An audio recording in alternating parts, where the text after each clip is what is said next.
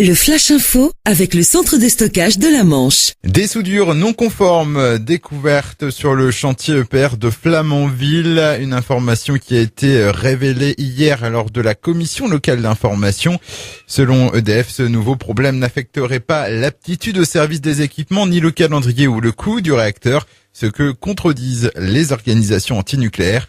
On rappelle que le réacteur EPR de Flamanville devrait être mis en service avant la fin de l'année. Autre point abordé lors de cette CLI, les visites décennales qui débuteront dès le mois d'avril pour la tranche 1 de la centrale de Flamanville et en décembre pour le réacteur numéro 2. La centrale sera donc à l'arrêt pendant environ 4 mois et accueillera près de 1700 personnels supplémentaires venant des entreprises partenaires. Stéphane Brasseur, directeur de la centrale nucléaire de Flamanville, revient sur les enjeux de ces visites. Alors, les enjeux de nos visites décennales, c'est d'intégrer un certain nombre de modifications qui sont liées à une réévaluation de sûreté, donc qui prennent en compte la volonté permanente de rechercher un niveau de sûreté constamment accru, mais aussi de tester, de contrôler un certain nombre de circuits que nous réalisons que tous les 10 ans.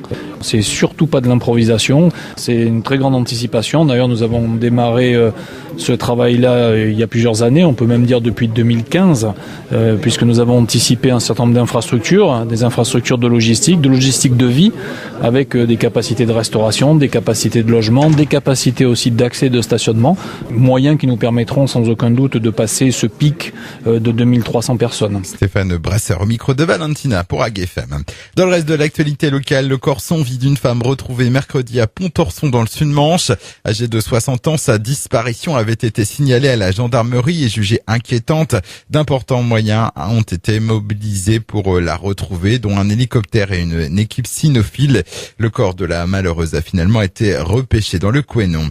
Du handball avec la JS Cerbourg qui retrouve ce soir sa salle Chantraine, 16e journée du championnat de Pro League. Les Mauves accueillent Créteil, une équipe de haut de tableau. Coup d'envoi à 20h30. Et puis ce soir, c'est le début des vacances scolaires sur notre zone. Le préfet de la Manche annonce le renforcement des contrôles routiers et lance un appel à la prudence.